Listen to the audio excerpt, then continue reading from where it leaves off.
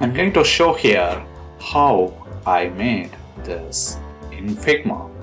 When you click on that, it turns and show up the screen for that specific section and turns it back off.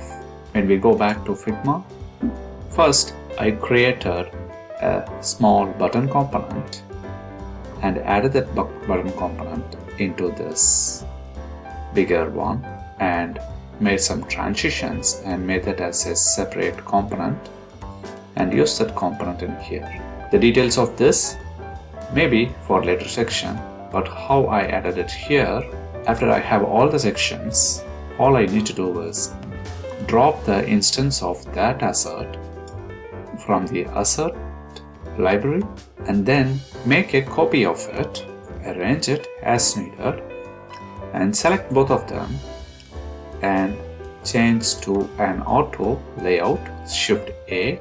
Once it is changed to the auto layout, as and when I add the new instance, it gets dropped in there.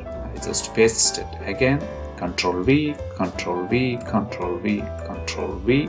That would get as much instance, but when you have a view of this, when you try to expand and contract, you can find it overlays this.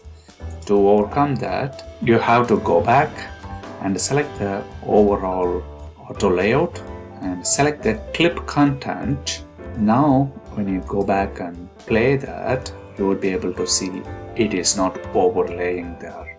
Now when I open and retract, it all happens without overlaying anything in here. Thanks for watching.